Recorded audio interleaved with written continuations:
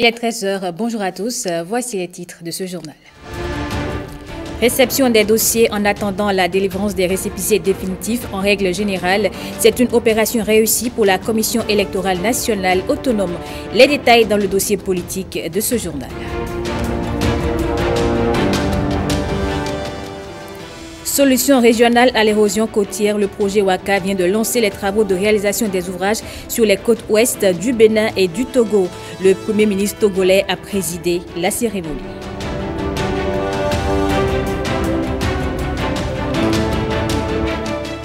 Et puis, mise en place d'un comité d'appui au développement de l'industrie cinématographique au Bénin, la nouvelle réjouit les acteurs. Le docteur Doyon Dorothée, enseignant-chercheur du cinéma et de l'audiovisuel, réagit à cette décision.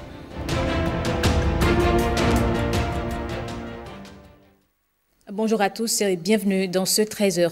On démarre par cette triste nouvelle. Parakou s'est réveillé ce matin avec un cas d'accident de route qui a fait plusieurs morts. L'incident a eu lieu au carrefour Hubert Koutoukou-Maga à l'entrée de la ville en provenance de Cotonou. Abdoulofou Idrissou et Bertin Adimi étaient sur les lieux. Voici le constat. En provenance de Niamey au Niger pour Cotonou, c'est ici que ce bus de transport en commun a fini son trajet. Le drame est survenu tard dans la nuit du jeudi à ce vendredi. Le bus a quitté Niamey, mais moi j'ai quitté Kandi. Le bus a démarré de Kandi à 21h43. Moi j'allais pour un test à Cotonou. On est venu ici à Parakou, on a fait escale, il y a échange de chauffeurs, comme d'habitude, pour faire long trajet. Donc on a démarré à 1h23, si j'ai bonne mémoire, à 1h23, arrivé au carrefour, au rond-point Hubert Koutoukou-Maga, c'est là que le bus s'est renversé. Des 70 passagers à bord du bus, il y a eu plusieurs morts sur le champ. Les victimes, ils ont amené d'autres au centre des armées, j'aurais appris au moins une dizaine de morts. Je ne peux pas vous donner le nombre réel, c'est seulement les sapeurs-pompiers qui peuvent vous donner le nombre réel. Mais il y a au moins une dizaine de morts. Moi j'étais du côté opposé, côté non-chauffeur. C'est ça qui m'a peut-être sauvé, je rends grâce à Dieu. D'autres victimes s'en sont sorties aussi et les moins miraculés n'ont malheureusement pas survécu. Après l'incident, des cas de blessés graves ont été référés à l'hôpital d'instruction des armées et au CHUD Borgou pour leur prise en charge. Malgré les diligences, des sources concordantes indiquent que certains blessés graves n'ont pas survécu, ce qui porte le bilan de l'accident à une quinzaine de morts.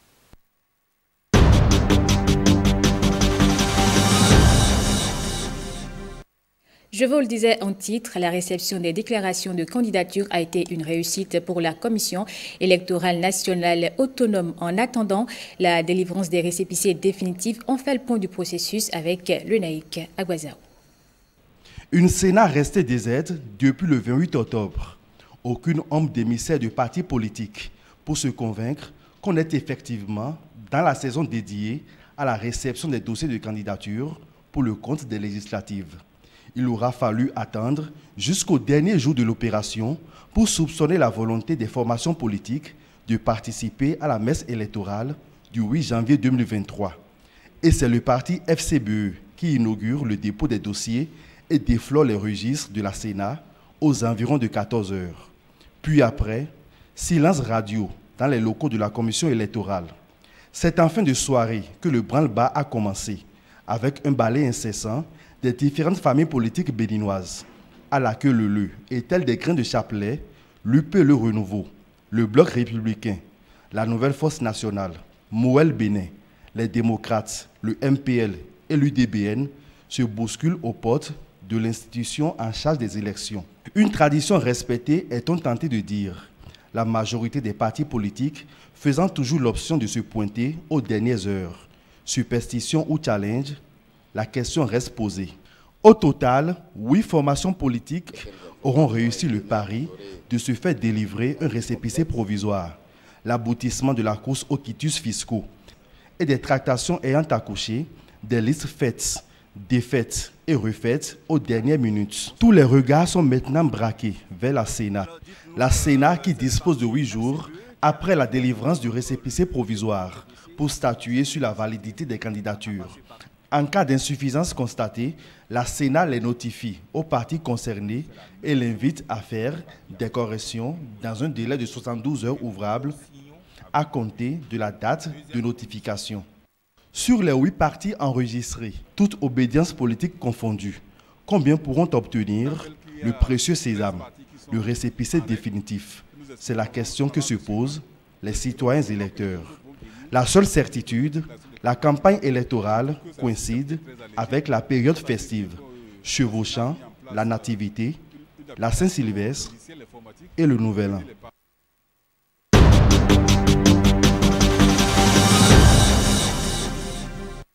Le 8 janvier prochain, les citoyens béninois iront donc aux urnes pour le compte des législatives au titre de ses prérogatives en matière de validation des élections et de gestion du contentieux électoral.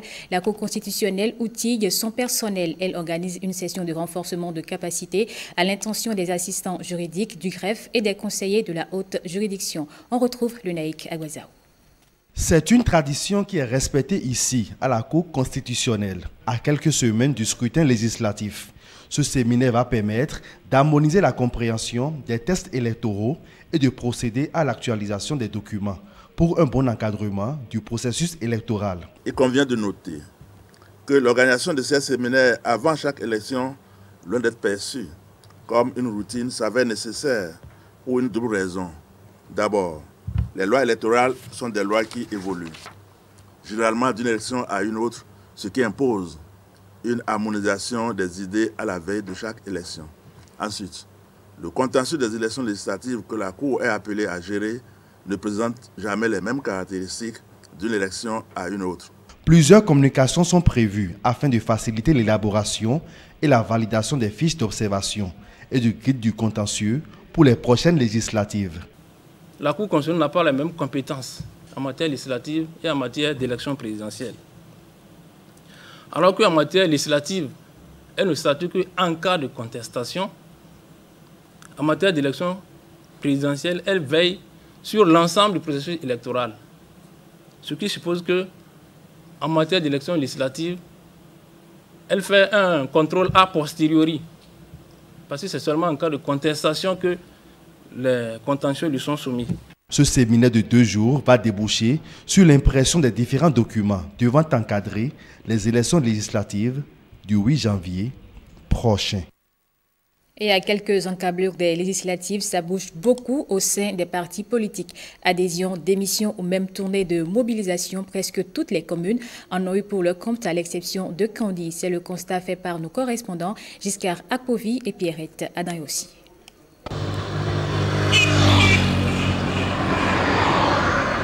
C'est une ambiance des jours ordinaires qui règne à Kandi à quelques semaines du scrutin législatif. Pas d'animation de la vie politique.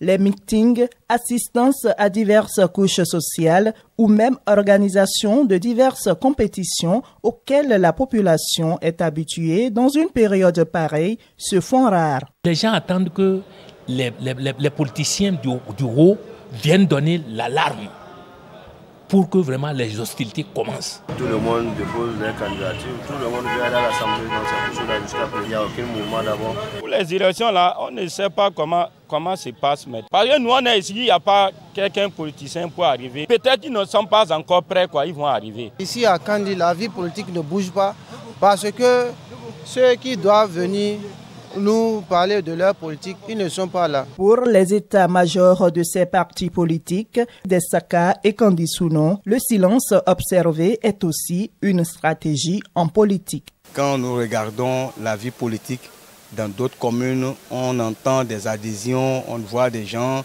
qui se réunissent, ils font des déclarations ou bien à des moments donnés au niveau des états-majors, on entend tel veut être candidat et ils exposent. Je crois qu'au niveau de notre parti, rien de cela ne se passe et c'est une stratégie propre à nous. Même les élections communales passées, nous n'avons pas fait ces genres de bruit, ces genres de tapage. Le décret de réglementation de la HAC est venu et a fait que certains probables candidats ont mis un peu de la fraîcheur dans leurs activités pour ne pas être déboutés par la HAC parce qu'en politique, dit-on souvent, il n'y a pas de sentiment. Et à Kandi, c'est beaucoup plus féroce. Donc, nul ne veut tomber dans les mailles de la justice. Donc, chacun est prudent en opérant ses activités. Mais je crois que ça ne doit pas, ça travaille sérieusement avec des stratégies beaucoup plus fines dans chaque état-major. Même s'ils s'étonnent actuellement de l'absence d'activité politique sur le territoire, les filles et fils de Kandi sont convaincus que d'ici quelques jours, les lignes vont bouger, surtout après l'étape de déclaration de candidature pour les législatives de janvier prochain. Pour avoir obtenu 0% de taux de réussite à l'examen du certificat d'études primaires session de juin 2022, 19 directeurs d'école au plan national ont été relevés de leurs fonctions. Comment réagissent les citoyens? Pierrette Adain aussi et Giscard Akouvi ont recueilli quelques avis à Kandi. Ce que le gouvernement a fait, ce n'est pas aussi mal. Parce que si les parents dépensent certains moyens à l'école, c'est mieux les enseignants bien garder les enfants. Par rapport à ce que le gouvernement a fait, c'est une bonne chose, même le fait qu'on les a déchargés. Il y a d'autres punitions qu'on peut les faire. Ou bien dès le début de la rentrée, ceux dont les niveaux ne vont pas, on n'a qu'à les retourner en arrière. Et ceux dont le directeur sait avec ceux-là il peut travailler, ils vont continuer. Parce que les élèves aussi, ils vont à l'école, ils ne travaillent pas. Des CI, on les pousse jusqu'au classe d'examen. Et arrivé là, c'est là le blocus arrive. Sinon, il y a des élèves aujourd'hui, tu te demandes les noms, même ils ne savent pas. Pourquoi eux, on l'a levé? Parce qu'ils ne travaillent pas. Voilà, moi, j'aime Messi, président de Talon. Il a bien travaillé. Moi, je n'ai pas vu qu'ils sont mauvais. Il a bien travaillé dans Bénin. C'est une responsabilité partagée. Il faut que les parents aient du suivi. Il faut réellement du suivi. Et je demande aussi aux inspecteurs des écoles primaires, surtout des écoles primaires, là, de mettre un suivi rigoureux à l'endroit des directeurs d'école. Ça va faire leçon à les autres. Ceux qui restent là, ils vont bien apprendre, ils vont bien garder leur travail. Si on y a enlevé maintenant, mettez une autre personne, là, le type là va savoir quel est son rôle dedans. Là. Il ne va pas rester dans le cabinet. Les directeurs prennent beaucoup d'argent. Pourquoi il va aller rester là-bas, il ne fait pas son travail. Celui qui ne fait pas son travail, on n'a qu'à les changer. On a beaucoup de manque d'enseignants dans les écoles.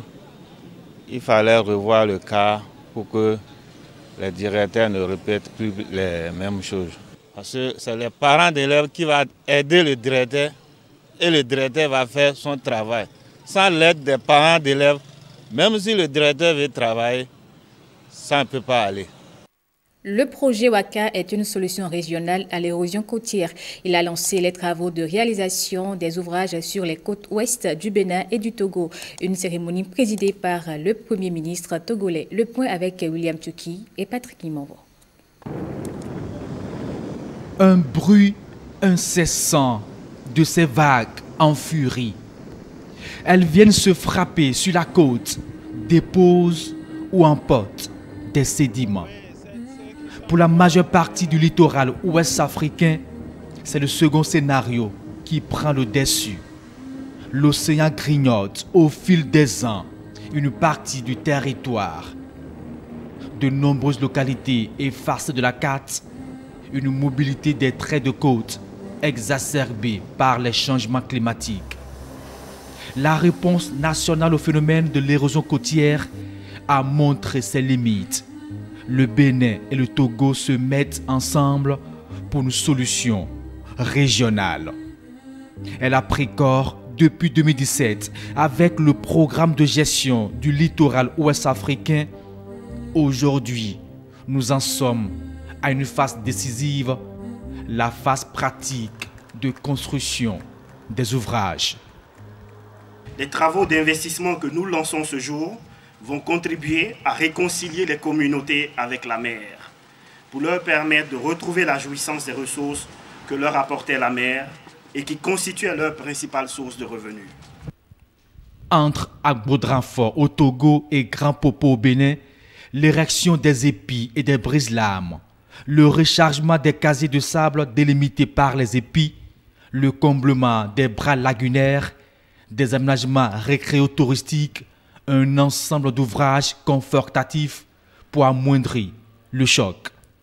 Nous avons un total de 317 000 tonnes d'enrochement à approvisionner sur les sites et à mettre en place. En ce qui concerne le rechargement des casiers des épis, nous avons pour le Togo un volume de 340 000 m3 et pour le Bénin un volume de 280 000 m3. Ce merveilleux jour n'a été possible que grâce au leadership et aux soucis permanents de nos deux chefs d'État. Je voudrais ici dire ma satisfaction personnelle face à l'accomplissement de ce jour qui restera mémorable pour nos communautés et féliciter les équipes du projet ainsi que celles de nos différents départements ministériels et comités de pilotage pour la qualité du travail qu'ils ont abattu depuis plusieurs mois. Je leur demande de rester mobilisés jusqu'à la clôture du projet pour relever les défis qui sont attachés aux échéances majeures sur lesquelles les populations impactées nous attendent. Des réponses idoines et durables trouvées à l'érosion côtière. Ces travaux vont durer 19 mois. Ils coûteront 42 milliards de francs CFA, dont 29 pour le littoral du Bénin, un financement de la Banque mondiale et ses partenaires. L'Afrique de l'Ouest opte désormais pour l'agroécologie. À l'opérationnel, la CEDEAO ouvre pour l'adoption de cette forme d'agriculture. Elle a financé les activités de 15 centres de formation dans l'espace ouest africain. La cérémonie de lancement avec Koudous Abdoulaye et François Issou. Transformer significativement notre agriculture. L'agroécologie prime désormais dans l'espace ouest africain. La CEDEAO en fait son cheval de bataille. L'institution sous-régionale met le pied à l'étrier dans l'adoption de cette forme d'agriculture. 15 centres de formation identifiés comme bras armés mettent en route leur programme de formation. Les impacts positifs de cette formation sont palpables. Alors, il faut les développer donc, dans nos écoles, dans les champs écoles, les champs d'expérimentation, et aussi tous les relais de transfert de savoir, et y compris les savoirs traditionnels. Dans des pays comme le Bénin, le Burkina Faso, le Ghana, le Sénégal, il y a effectivement de l'espoir par rapport à cette forme d'agriculture et les résultats sur le terrain nous le montrent. Il s'agit à la fin, comme j'ai dit tout à l'heure, de mettre à la disposition du consommateur des produits abordables pour les bourses et en même temps aussi qui répondent à ce que nous attendons en tant que consommateurs, donc des produits de nos terroirs. La formation au cœur de la réussite de l'agriculture écologique avec comme enjeu la préservation de l'environnement et la santé des populations. Les promoteurs de ces centres portent donc à nos yeux une responsabilité très importante dans cette position pionnière et devront se mettre à la tâche de façon adéquate pour que les résultats soient au rendez-vous. Le rendez-vous d'une agriculture résiliente à l'abri de la dégradation des sols. La ministre des Pêches et du Développement de l'Aquaculture du Ghana a effectué une visite de travail au Bénin. Pendant son séjour, elle a tenu une séance de travail avec le ministre de l'Agriculture, de l'Élevage et de la Pêche. Au menu des échanges, plusieurs sujets, notamment la lutte contre la pêche illicite. Les détails avec Génial Afoudamonsi Agboka et Alexis Segbemo. Awa Koumson, ministre des Pêches et du Développement de l'Aquaculture du Ghana, en visite de travail au cabinet de Gaston Dossoui. Pendant plus de 2 heures d'horloge, les deux autorités abordent des questions d'intérêt commun en cours de développement dans le contexte de la CPCO, coopération halieutique du Comité des pêches du centre-ouest du Golfe de Guinée. Une organisation dont le Bénin et le Ghana font tous deux partie. L'adoption d'une approche commune pour la lutte contre la pêche INN, la pêche illicite, illégale, non rapportée, le respect et l'observance de la saison de fermeture des pêches, l'opérationnalisation du protocole du CPCO dans le programme d'observateur régional, l'opérationnalisation du protocole de CPCO pour la mise en œuvre de la patrouille conjointe. D'abord, c'est la préfecture maritime qui a élaboré la stratégie nationale de lutte contre le brigandage en mer. avec l'implication bien sûr de la marine marchande nationale, du port autonome de Cotonou et de la direction des affaires portuaires. Nous avons également impliqué la patrouille fluvio-lagunaire pour l'utilisation des équipes armées, qu'on appelle de protection embarquée. Il y a quand même aussi une stratégie régionale conduite par la CEDEAO.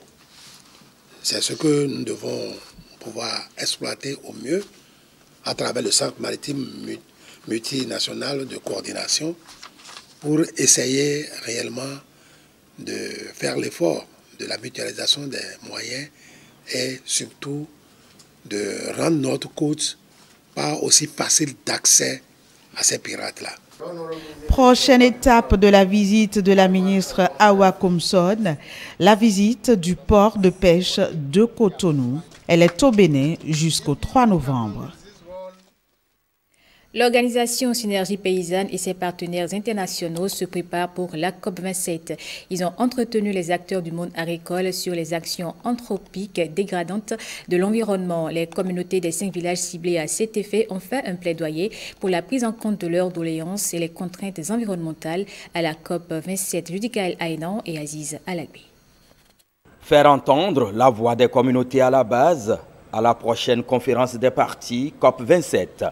Synergie Paysanne, SYMPA et sa demi-douzaine de partenaires entendent y parvenir. À cet effet, ces organisations outillent les communautés rurales pour un plaidoyer convaincant.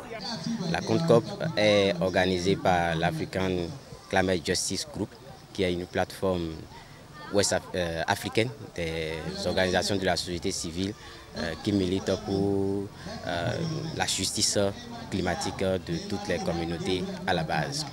Et c'est pour préparer les communautés à la base, recueillir leurs préoccupations et pouvoir les verser à nos gouvernants qui vont représenter les pays au niveau de ces négociations sur le climat, histoire de discuter véritablement des préoccupations, des besoins des populations, les exposer afin que des solutions adéquates soient trouvées. Les baisses des rendements agricoles constituent des problèmes, entre autres, qui minent la localité. Au regard de cette difficulté, il nous a été montré des approches de solutions basées sur l'agroécologie. Au nom de toutes les communautés paysannes de Zatanta, nous venons et vous présenter ces solutions afin que vous soyez notre porte-parole auprès du conseil communal pour la prise de mesures d'accompagnement. L'association des cultures, l'usage d'intrants biologiques, l'interdépendance agriculture-élevage sont entre autres approches saines recommandées aux communautés pour une agriculture écologique et un environnement durable. Dans le reste de l'actualité, le lycée Mathieu Bouquet de Parakou dispose désormais d'une bibliothèque moderne. C'est le fruit du partenariat entre la France et le Bénin. La cérémonie d'inauguration a eu lieu en présence des partenaires et acteurs du monde scolaire. Colombe Amondi et Kadel Capo. D'un montant de 35 millions de francs CFA, la bibliothèque moderne du lycée Mathieu Bouquet s'offre au public en général et aux apprenants en particulier. C'est un espace numérique issu d'un triple partenariat. Association Manioc, Club au Bénin du lycée Jean Moulin de France et Club Rotary Draguignan. L'idée est partie en 2016 sur une plage française qu'on appelle Cap Tayat. Et c'est pendant une de nos visites que nous avons eu l'idée, parce que les voyages devenaient de plus en plus chers. Nous avons eu l'idée donc de dire quelle est l'activité que nous allons développer pour impacter un grand nombre de Béninois. Et c'est dans ce cadre-là que j'ai eu l'intuition de dire à Madi Jo, nous avons besoin d'une bibliothèque à Parakou. De grâce, profitez de cette bibliothèque. Elle représente vraiment un espoir pour beaucoup. N'oubliez pas que ce n'est qu'un début et qu'on peut peut-être avoir quelque chose que vous apportez tous. Nous sommes fiers d'avoir cru à ce bel échange culturel. Nous sommes fiers de défendre la culture et l'éducation. Nous sommes fiers de nos valeurs, ta culture, ma culture, c'est notre culture. Composé d'ordinateurs et de milliers de documents, le joyau mis en service constitue une porte d'entrée de l'univers de la connaissance et de la culture. Nous sommes convaincus que dans l'éducation de nos jeunes et adolescents, un accent particulier doit être mis sur la lecture, car elle est le socle de l'apprentissage. À tous ceux qui ont contribué d'une manière ou d'une autre à la réalisation de cette œuvre, je dis merci. Au nom de toute la communauté scolaire de Parakou et de celle du lycée en particulier, je leur adresse une fois de plus nos sincères gratitudes. Les acteurs de l'école peuvent se documenter, s'orienter et se former dans ce lieu d'échange et de culture du lycée Mathieu Bouquet. Le gouvernement affirme son ambition de redorer le blason du cinéma béninois. Il a donc décidé lors du dernier conseil des ministres de la mise en place d'un comité d'appui au développement de l'industrie cinématographique au Bénin. Dr Doyon Dorothée, enseignant-chercheur de cinéma et de l'audiovisuel, réagit à cette décision au micro de Fifame Salomé Atadeji et Donatien Falola. Moi, je pense que c'est la première fois dans l'histoire de la cinématographie béninoise qu'une telle décision prise. La décision elle est importante parce que ce que les gens ne comprennent pas, c'est précis. On dit c'est créer un écosystème et aussi chercher des équipements qui vont permettre de faire des films qui seront acceptés sur le plan international. C'est très très important. Donc l'objectif est clair. Il y a beaucoup de fonds pour le développement du cinéma, mais c'est tout fou. On a mis tout dedans. Ce n'est pas si précis comme le gouvernement a fait. Donc moi je pense que c'est une décision qui est vraiment allouée et qui va agir vraiment sur l'industrie cinématographique au Bénin. Il faut avoir au moins des universitaires dedans.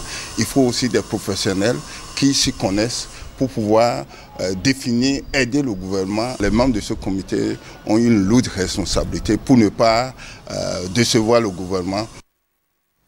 La première édition de la fête identitaire de Canaan a démarré à Guanamé. C'est une caravane à travers les 13 villages qui a donné le top des festivités. Au programme des colloques sur différents thèmes relatifs à la région, des animations culturelles et des séances de prière. Judicaël Aynan et Aziza Lagui. Cana vibre au son de la première édition de sa fête identitaire, Kanawe en langue. Les fils et filles de cette région du plateau d'Abomey se retrouvent pour consolider leurs liens sociaux et donner un coup d'accélérateur au développement de leur terre natale.